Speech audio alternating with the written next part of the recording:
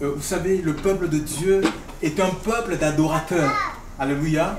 Et je voudrais vous dire que ici sur la terre, nous sommes en préparation parce que nous allons passer l'éternité à adorer Dieu. Nous allons passer l'éternité à louer Dieu. Mais ce qui est dramatique au milieu du peuple de Dieu, au milieu de la communauté de la croyance, chers frères et sœurs, dans ces derniers temps, c'est que nous ne donnons plus la place. Il n'y a plus trop de place à la louange, à l'adoration. On est prêché, on est pressé pour prêcher, et pourtant le Seigneur dit l'heure vient, elle est venue où les vrais adorateurs adoreront le Père en esprit et en vérité, et que ce sont ces adorateurs que le Père désire. Alléluia. Et l'Esprit de Dieu est un esprit chantant. Alléluia. Et si nous avons le Saint-Esprit, de notre vie va jaillir des louanges spontanées. Alléluia. Que ce soit dans le bus, que ce soit dans notre voiture, que ce soit dans notre lieu de travail, dans la maison, en train de faire le ménage, chers frères et sœurs, ou je ne sais pas, dans notre lit, chers frères et sœurs, l'Esprit de Dieu peut nous saisir à un moment donné pour chanter, pour chanter un cantique, chers frères et sœurs, un cantique nouveau. Et c'est un commandement dans le livre de Psaumes, chanter à l'Éternel un cantique nouveau. Donc pourquoi? Parce que la vie chrétienne, c'est la vie d'enfant de Dieu, chers frères et sœurs, c'est une vie de renouvellement. Alléluia. Et l'Esprit de Dieu nous renouvelle chaque jour dans la louange, dans l'adoration, met des choses nouvelles, alléluia, en nous pour que nous puissions les exprimer. Gloire à Dieu. Nous allons passer l'éternité, chers frères et sœurs, à adorer le Seigneur, à le louer, à célébrer.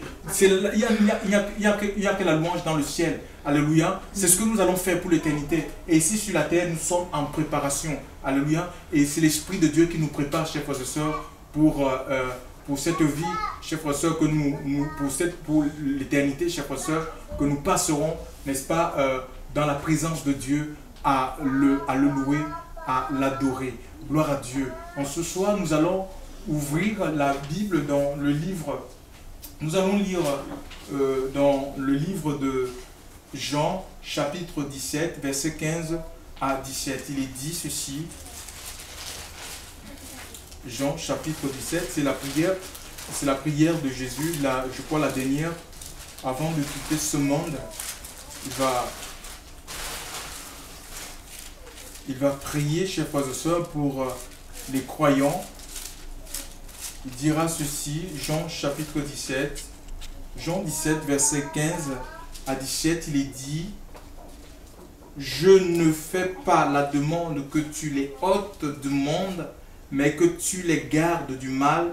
Ils ne sont pas du monde, comme moi, je ne suis pas du monde.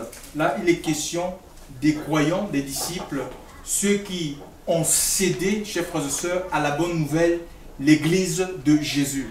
Je voudrais vous dire ce soir que, comprenez, l'Église n'est pas une entité matérielle, encore moins politique, chers frères et sœurs. Donc tout ce que vous voyez comme Église avec des noms, des dénominations, chers frères et sœurs, ce n'est pas ça l'Église du Seigneur. L'Église n'est pas une entité politique. Aujourd'hui, on trouve des églises avec des partis politiques. Ils cherchent quoi? Ils cherchent à conquérir le pouvoir.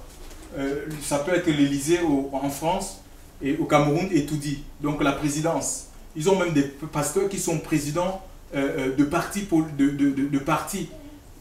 Chers frères et sœurs, c'est des choses qui ne viennent pas de Dieu. C'est des gens qui ont été séduits. On n'est pas là pour bâtir le monde. Dieu nous a mis dans le monde pour être tout simplement témoins. Alléluia. Témoins de sa résurrection. Dieu, le Seigneur nous appelle à nous occuper, non pas des affaires du monde, laissons les mondains s'occuper des affaires du monde, et Dieu nous appelle à s'occuper des affaires du royaume des cieux. Et les affaires du royaume des cieux, c'est quoi? C'est la conquête des âmes, chers frères et sœurs, par le témoignage, par l'annonce de l'évangile. Chers frères et sœurs, nous n'avons pas, et Jésus va dire, ma nourriture, c'est de faire la volonté de celui qui m'a envoyé. Et comprenez que l'Église, en fait, l'Église et le monde, c'est un peu comme deux routes, deux lignes parallèles. Ce sont des lignes qui vont ensemble, mais ne se croisent jamais. L'Église est dans le monde. L'Église est dans le monde, mais elle n'est pas du monde. C'est ce que le Seigneur dit, il a prié. Il dit, Père, je ne te fais pas la demande de les ôter du monde. Nous sommes dans le monde, mais de les préserver du mal. De les préserver de quoi? Du péché. De les préserver de la pratique du péché. De les préserver de la souillure. Et il va dire, sanctifie-les. Plus bas, il va dire, sanctifie-les par ta parole. Ta parole est la vérité, chers frères et sœurs. Donc la parole de Dieu, comment Dieu nous préserve du mal, comment le Seigneur nous garde du mal, tout simplement en nous enseignant, chers frères et sœurs, en nous instruisant sur ses voies. Nous avons besoin d'être instruits, d'être enseignés sur les voies de Dieu pour ne pas pécher contre Dieu, chers frères et sœurs, pour être gardés du mal et du malin. Pour être gardé du mal et du malin, du diable. L'église, en fait, le mot église vient du grec ecclesia. Ecclesia, E-2-K-L-E-S-I-A. Donc nous avons le préfixe ek qui veut dire hors, de, et kaléo.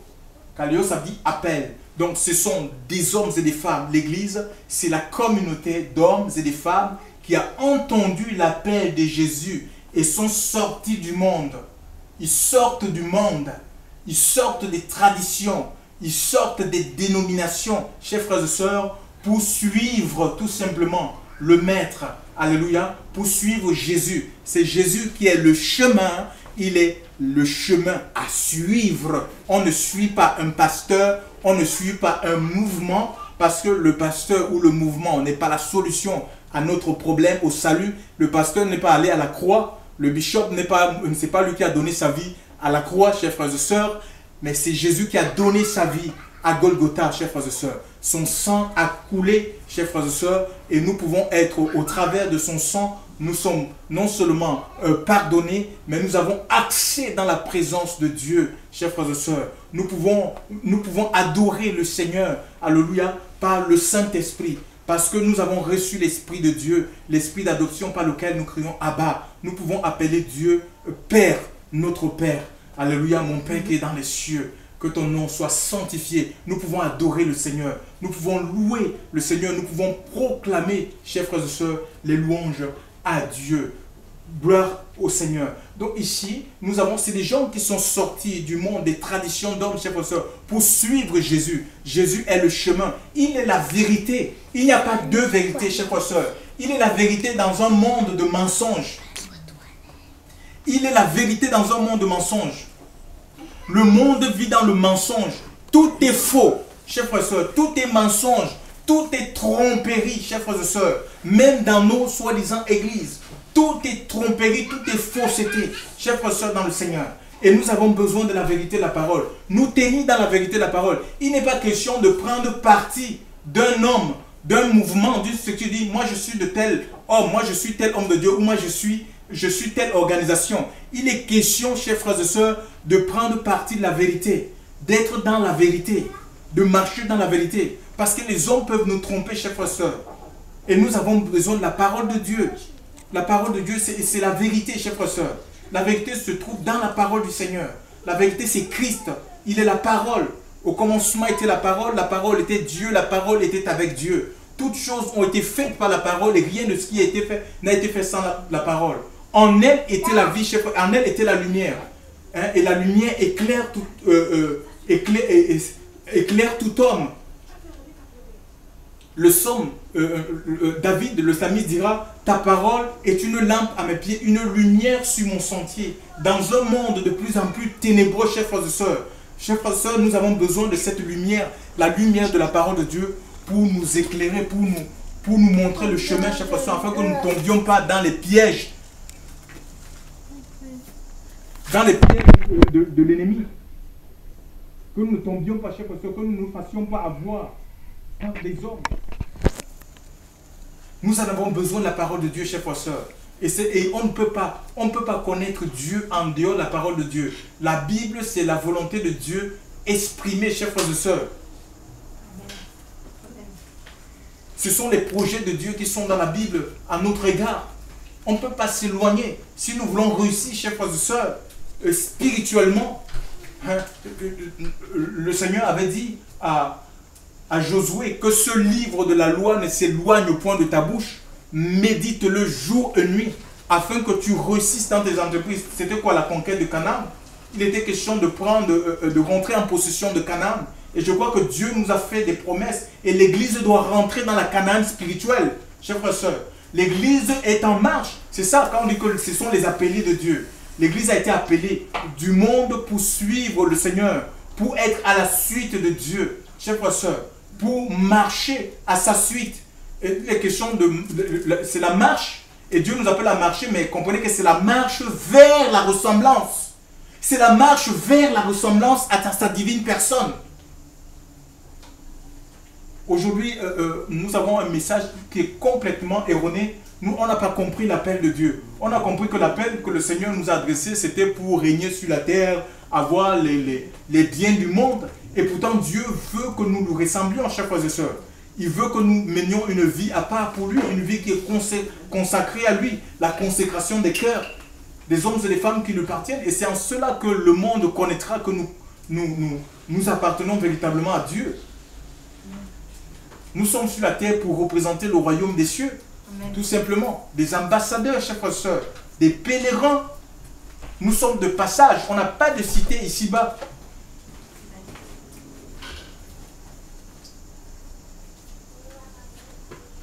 Et l'apôtre, donc, dans le livre de Matthieu, au chapitre 16, verset 18, il est dit, c'est Jésus qui dira à Pierre, Pierre c'est un des disciples qu'il avait appelé, qui fera plus tard apôtre. Il lui dira, Matthieu chapitre 16, verset 18, donc, il dira, tu es tout, moi je te dis, tu es Pierre, et que sur cette pierre, je bâtirai mon église. L'église, ce n'est pas une construction humaine, mais bien une construction spirituelle. Et qui l'a bâtie? C'est le Christ. Alléluia. Elle est bâtie sur Christ et par Christ. Parce que l'église, c'est un peu comme une maison, mais un édifice spirituel. Et dans toutes les maisons, chers frères et sœurs, dans chaque maison, il y a ce qu'on appelle une fondation. Alléluia. Et c'est la fondation qui fait la force de la maison. Et celui qui est la fondation de l'église, chers frères et sœurs dans le Seigneur, celui qui est la fondation de l'église, c'est le Christ. C'est le Christ qui est la fondation de l'église. Alléluia. Donc notre vie, il est le rocher des siècles. Ésaïe chapitre 26, à partir du premier verset à 3. Hein? Il est le rocher des siècles. Et si nos vies, la vie de chaque enfant de Dieu doit reposer, doit avoir pour fondation, non pas l'organisation, non pas le mouvement, non pas le pasteur, l'ancien, l'évêque, mais l'église doit avoir pour fondation le Christ et Jésus. Nos vies doivent être bâties sur le Christ, doivent se reposer sur le Christ. Christ en est la fondation de l'église, en même temps le bâtisseur. C'est lui qui érige le temple, chers frères et sœurs. Il dit, je bâtirai. Donc nous sommes au futur, ça veut dire que l'église était à venir et elle a pris corps. L'église a pris corps où elle est née le jour de la Pentecôte, hein, lors de l'effusion du Saint-Esprit. C'est vrai que le soir de la résurrection, le Seigneur avait soufflé sur eux pour qu'ils reçoivent le Saint-Esprit, afin qu'ils comprennent les Écritures, chers frères et sœurs. C'est tout ce qui était écrit de lui, tout ce qui était dit de lui dans la loi et les prophètes.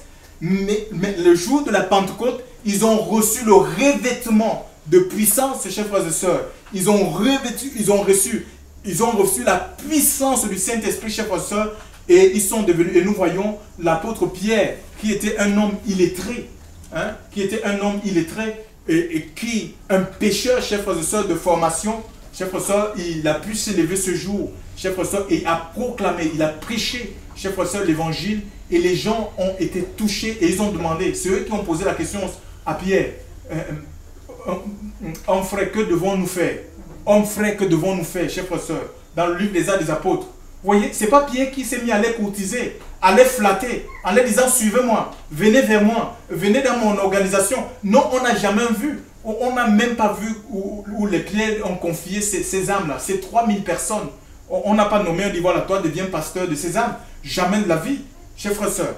Donc c'est le Saint-Esprit, ils ont été touchés, et c'est eux-mêmes, et je crois que nous devons retourner, chers frères et sœurs, à la Pentecôte, à cet évangile, l'évangile par le Saint-Esprit.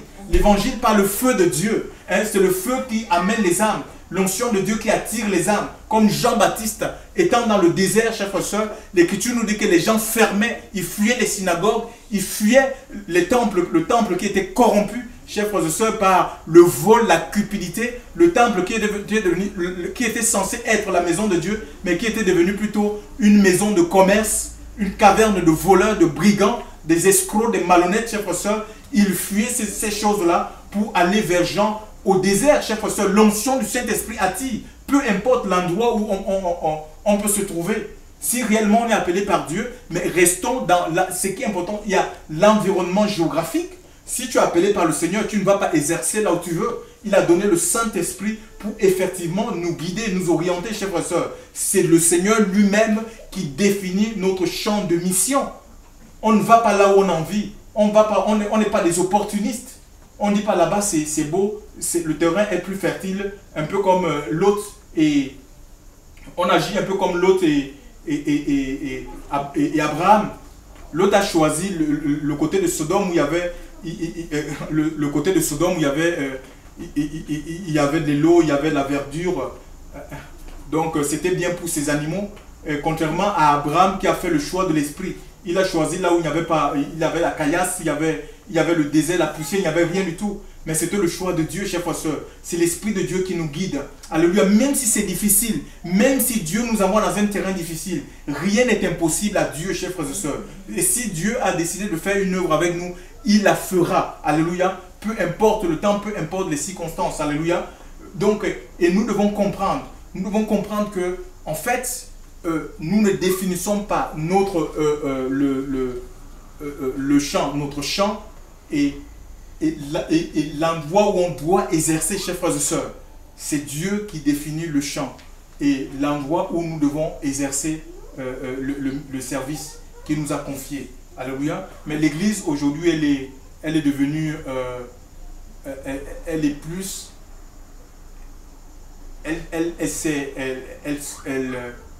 en fait, il y a les églises, elles sont devenues des églises communautaires, quoi. Il y a les églises, on parle des églises des Africains. J'ai un frère avec qui nous entendons bien aux États-Unis. Il dit que le jour le plus raciste aux États-Unis, c'est dimanche. Hein? Parce que le dimanche, les Chinois vont dans les églises des Chinois. Les Africains vont dans les églises des Africains. Les Blancs vont dans les églises des Blancs. Donc, mais ce n'est pas... Les Japonais vont dans les églises des Japonais. Mais ce n'est pas le modèle que Dieu veut, chers frères et sœurs. Ce n'est pas le modèle de l'Église que le Seigneur veut.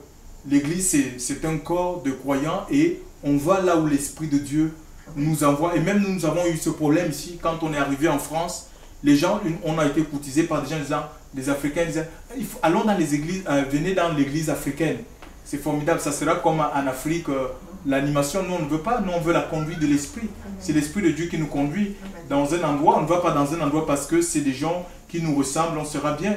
On peut être avec des gens qui nous ressemblent et puis ben, si on n'est pas régénéré, si on n'est pas renouvelé, transformé à l'intérieur, on connaîtra les mêmes problèmes, on connaîtra les mêmes difficultés, on vivra peut-être pas le racisme, mais le tribalisme.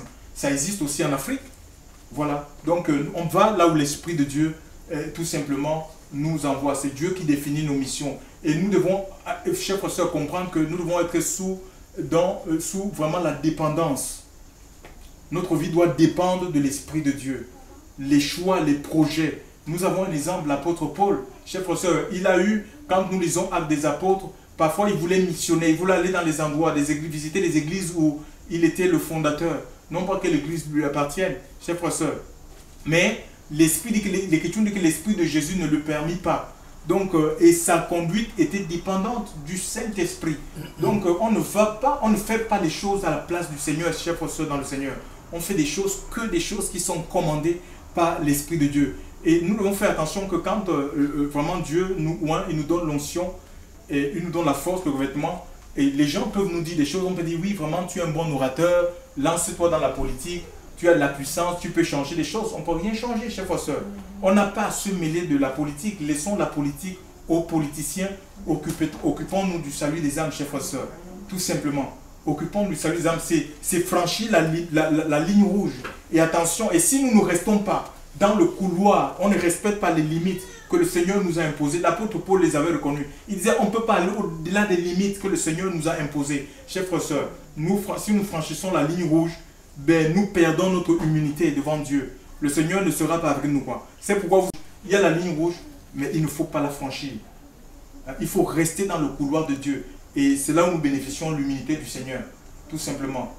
On ne suivons pas nos rêves. On peut avoir des pensées. Satan peut nous envoyer même des pensées, chers frères et sœurs, qui sont des pensées de la chair, mais vérifions bien, parce que la parole de Dieu, c'est le guide de notre vie. Alléluia. Et Jésus n'est pas venu s'embarrasser des choses du monde. L'apôtre Paul va dire à Timothée, Timothée rentrant dans le ministère, et Paul au crépuscule de sa vie, il va dire à Timothée qu'il n'y ait pas de soldat qui s'embarrasse des choses de la vie, s'il veut plaire en celui qui l'a enrôlé. Dieu nous a enrôlés dans son armée. Jésus-Christ en est le commandant en chef. Ce n'est pas pour qu'on s'occupe des affaires du monde, chers frères et sœurs, mais tout c'est bel et bien les affaires du royaume. Je crois que notre lutte, c'est plus spirituel. C'est dans le combat, chers frères et sœurs, le combat dans la prière, dans l'intercession, pour que les nations changent. Et l'apôtre Paul va demander même aux chrétiens de prier pour les autorités, chers frères et sœurs, pour qu'ils prennent les bonnes décisions. Alléluia. Pour que l'Esprit de Dieu puisse les influencer, chers frères et sœurs, dans les choix, dans les décisions, pour qu'il n'y ait pas de loi anti-Dieu. Et si l'Église dort, elle ne prie pas, chers frères et sœurs, elle va militer comme les gens du monde. Elle va crier les augmentations de salaire à la rue, en militant comme les gens du monde. Ça ne se fera pas. Si ce sont des décisions sataniques, chers frères et sœurs, dans le Seigneur, vous pensez que vous allez changer quoi? C'est en militant. La lutte, nous n'avons pas à lutter contre la chair ou le sang. C'est dans l'esprit, chers frères et sœurs. C'est dans le jeûne, dans la prière, qu'on peut amener les nations, les dirigeants, les décideurs de ce monde à se plier, chers frères et sœurs, à la volonté de Dieu. Alléluia. Gloire au Seigneur.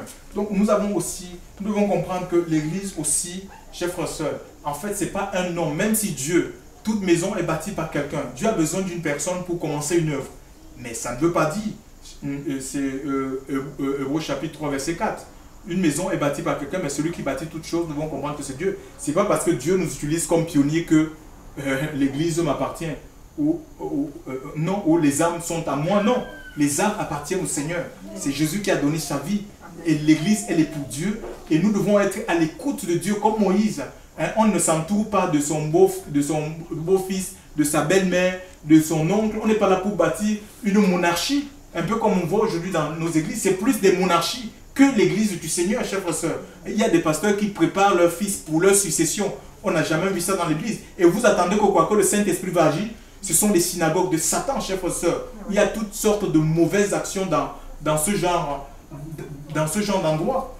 L'action, Dieu ne peut pas, chers frères et sœurs, le Seigneur Dieu ne peut pas agir dans les choses qu'il n'a jamais initiées. Dieu ne rentrera jamais dans les combats qu'il n'a pas initiés, dans les projets qu'il n'a pas initiés. C'est l'Esprit de Dieu qui doit inspirer les projets, les décisions. C'est le Saint-Esprit qui met à part les hommes. Actes chapitre 13. C'est le Saint-Esprit qui met à part les hommes pour une œuvre que Dieu lui-même se charge de donner aux hommes, pour un service que Dieu lui-même se décide de donner à une personne. Ce n'est pas à moi de choisir. Ce n'est pas l'homme qui choisit, qui définit qui doit être quoi dans l'église du Seigneur. C'est le Seigneur, c'est un corps spirituel. Alléluia. Et c'est le Seigneur lui-même qui se charge d'ériger ce corps, qui bâtit ce corps, qui structure ce corps. Et ce qui est bâti par Dieu et pour Dieu, chers frères et sœurs, ça traverse le temps. Ça ne peut pas être consumé par le temps. Si je tente de monter une église par moi-même, pas ma propre chair, le jour où je meurs, cette église va disparaître. Ce mouvement va disparaître parce qu'il a été construit sur du sable et donc sur le Seigneur. Mais si c'est quelque chose qui est construit par le Seigneur et pour le Seigneur, ça va traverser le temps. Ça connaîtra des tempêtes, chers frères et sœurs. Ça connaîtra des tribulations. Je vais vous lire l'histoire d'une église, l'église de Smyrne. L'église de Smyrne, Apocalypse 8. Apocalypse chapitre 8. Il est dit ceci. Apocalypse 8, verset 10. Apocalypse 8. Non, pardon. Apocalypse 2, verset 8. Autant pour moi. Apocalypse 2, verset 8, il est dit. Et à l'ange de l'église qui est à Smyrne, écrit, voici ce que dit le premier et le dernier qui a été mort et qui a repris vie. Je connais ta tribulation et ta pauvreté, mais tu es riche, et l'outrage de ceux qui se disent être juifs et ils ne le sont pas, mais ils sont la synagogue de Satan. ne crains en aucune manière les choses que tu vas souffrir. Ne crains en aucune manière les choses que tu vas souffrir. Donc ça veut dire que la souffrance, étant marchant avec le Seigneur ou suivant le Seigneur, nous serons confrontés à la souffrance. Nous aurons à connaître la souffrance, la difficulté. Nous voyons même quand Dieu a appelé l'apôtre Paul, il dit dans Actes chapitre 9, Actes chapitre 9, donc vous restez ne fermez pas la page de Apocalypse. Dans Acte 9, il est dit ceci. Dans Acte 9, il dit, car je lui montrerai combien il doit souffrir pour mon nom. Acte chapitre 9, verset 16. Donc, à partir du verset 15, il dit, mais le Seigneur lui dit, va, car cet homme est un vase d'élection pour porter mon nom devant les nations et les rois et les fils d'Israël, car je lui montrerai combien il doit souffrir pour mon nom. Donc, il y a des souffrances qui sont liées au nom du Seigneur Jésus-Christ. Aujourd'hui, nous, on ne veut pas souffrir. On croit que la vie chrétienne, c'est un long fleuve tranquille où on n'aura pas de tribulations, on ne connaîtra pas des injustices. Ça ne vient pas de Dieu. Jésus lui-même, il en a parlé dans le livre de Matthieu. Je vais vous lire Matthieu 11. Matthieu chapitre 5, à partir du verset 10. Matthieu 5, écoutez ce que le Seigneur dit, parlant de la souffrance. Matthieu 5. Matthieu 5. Matthieu 5. Matthieu 5, oui. Matthieu 5, il est dit.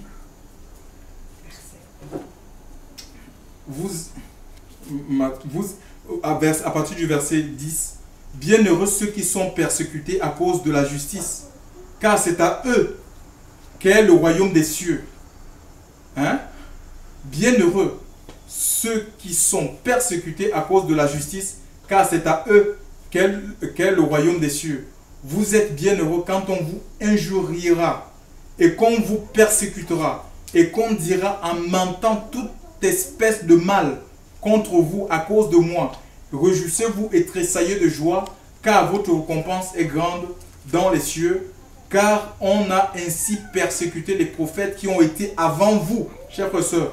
Et on a ainsi persécuté les prophètes qui ont été avec vous, Jésus lui-même étant l'exemple, chers frères et sœurs. Et il va dire, si on n'a pas épargné le bois vert, à combien plus fort le bois sec que nous sommes. Si on l'a traité Belzéboul, on a traité de Jésus Belzéboul, le prince des démons, donc de Satan. On a dit qu'il était qu'un samaritain. Donc les juifs ont régné même sa nature, son origine juive, chers frères et sœurs, dans la chair. Il était juif dans la chair, chers frères et sœurs. Ils ont dit qu'il était un samaritain, donc un homme impur. Vous vous rendez compte? Et nous aujourd'hui, une petite remarque, ça nous met dans tous les états. On abandonne la foi, chers frères et sœurs. Ça ne doit pas être ainsi. Donc il nous faut vraiment lire les Écritures. Et c'est en lisant la parole de Dieu que nous serons fortifiés, encouragés, chers frères et sœurs, en voyant ce qui est écrit dans la Bible. Parce que le Seigneur ne nous a pas laissés dans l'ignorance. Nous revenons donc sur Apocalypse, cette église, l'église de Smyrne. Donc le Seigneur va dire, écrit à l'ange dans l'assemblée de Smyrne. Donc dans cette ville il y avait un ange. Un ange, c'est quoi? C'est un messager. Donc c'est, disons, l'ancien ou l'évêque qui était là, qui annonçait la parole de Dieu. Et le Seigneur va dire, voilà, je connais la tribulation et la pauvreté, mais tu es riche. Donc c'est une église qui paraissait un peu pauvre, pauvre spirituellement. Et je crois que le Seigneur dit, heureux les pauvres en esprit, car ils verront, heureux les pauvres en esprit, car ils seront rassasiés. Donc, et si nous voulons être rassasiés, chers frères et sœurs, rassasiés de la parole du Seigneur, rassasiés de la présence de Dieu, rassasiés de l'onction de Dieu, de sa sainteté, de sa paix, de sa joie, il nous faut être dans cette attitude-là. C'est-à-dire des gens qui ont une connaissance, parce que Dieu s'est révélé à nous. On sait des choses, mais on n'est pas là à dire, on n'est pas assis sur nos acquis. Et dire, on n'a plus besoin de connaître, on n'a plus besoin de découvrir, chers frères et sœurs. Nous avons à découvrir tous les jours les choses de Dieu. Alléluia. Nous avons besoin de connaître tous les jours. Dieu veut créer quelque chose de nouveau en nous tous les jours. Il veut nous montrer un autre aspect de qui il est tous les jours. Il veut se révéler à nous comme jamais auparavant, comme il avait amené comme il avait amené Jean, Jacques et Pierre sur la montagne de la transfiguration dans le livre de Matthieu, chapitre 17. L'Écriture nous dit que Jésus s'était glorifié devant eux. Ils ont vu Jésus, ils ont vu Moïse, ils ont vu Élie. Et puis l'apôtre Pierre a eu le désir de faire 3 tentes. Quand il a vu Jésus, Élie, chers frères et sœurs, il a vu Jésus, Élie et Moïse, il a eu le désir de faire 3 tentes. Il dit, je veux faire ici. Pourtant, c'était une vision. Il pensait que c'était quelque chose qu'ils étaient là réel, physiquement. Non, c'était dans une vision.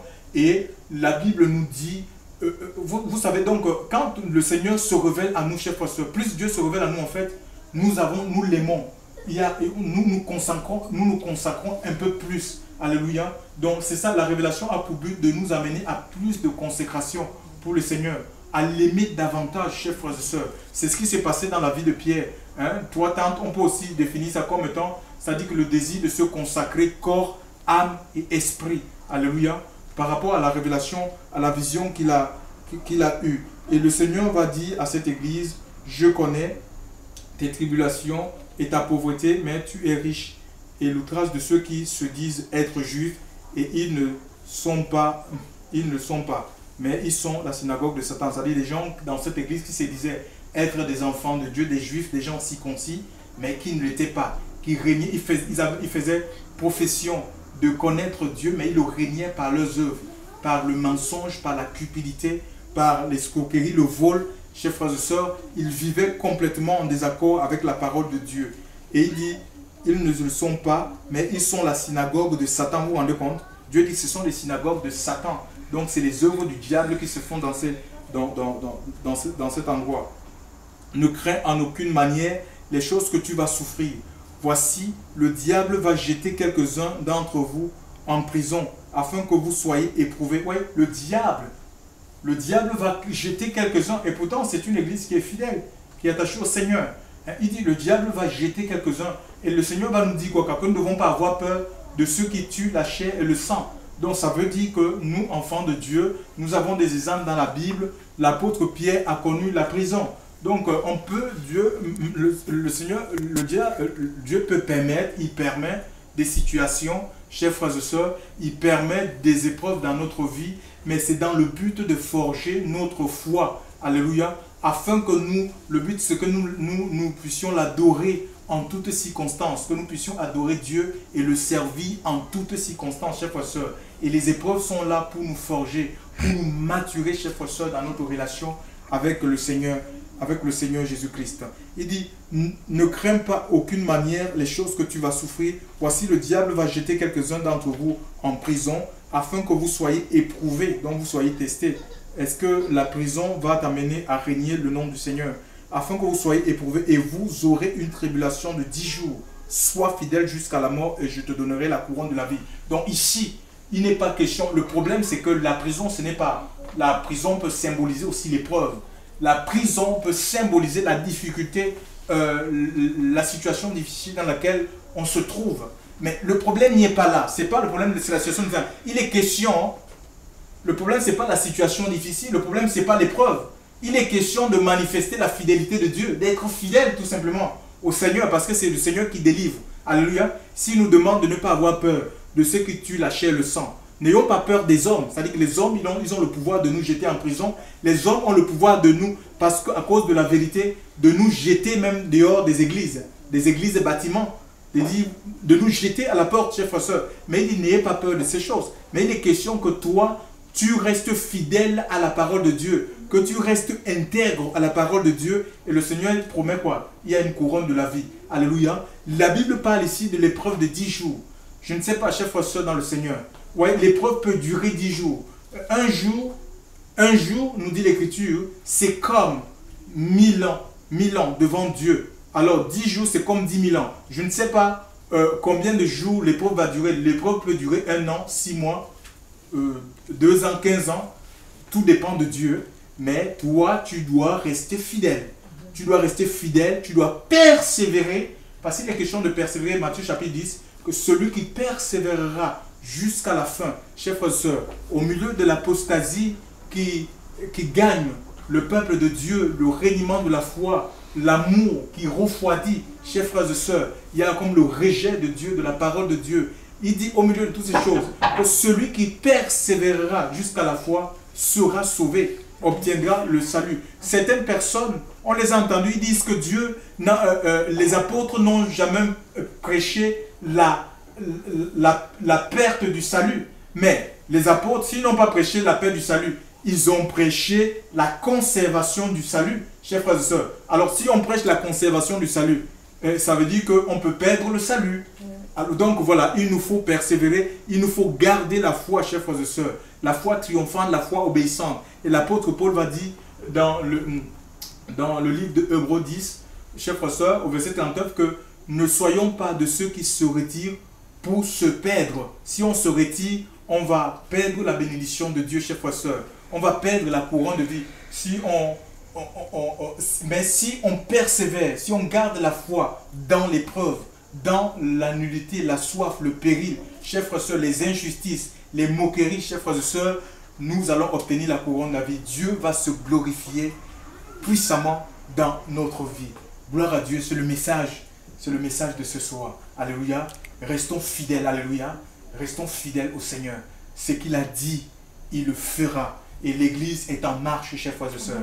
L'Église est en marche. L'Église a entendu, c'est le corps des croyants qui a entendu l'appel de Dieu et qui suit cet appel, alléluia. Un peu comme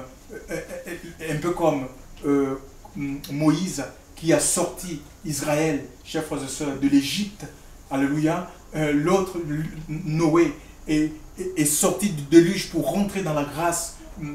Abraham, qui est comme le père de la foi, est sorti de la Mésopotamie, de l'actuel Irak, pour rentrer à Canaan. Dieu nous sort, chers frères et sœurs, du monde pour nous faire rentrer dans la patrie céleste. Il dira qu'il y a plusieurs demeures dans sa maison, que si ce n'était pas le cas, il nous l'aurait dit. Mais il est allé nous préparer des places afin que là où il est, nous y soyons aussi. Alléluia. Donc nous devons vivre dans l'attente du retour, de son retour. Alléluia. Dans l'attente de son retour. Nos cœurs doivent vivre continuellement dans l'attente du retour du Seigneur. Alléluia. C'est ce qui doit nous motiver dans notre marche avec Dieu. Que le Seigneur vous bénisse, qu'il vous fortifie, qu'il vous encourage ce soir, chers frères et sœurs, à rester attachés à lui, malgré les épreuves, malgré les vicissitudes de la vie. Nous ne pouvons pas, par notre inquiétude, chers frères et sœurs, changer quoi que ce soit. C'est lui l'inchangeable changeur. C'est lui qui change des situations. Alléluia, faisons-lui confiance. Que son nom soit béni.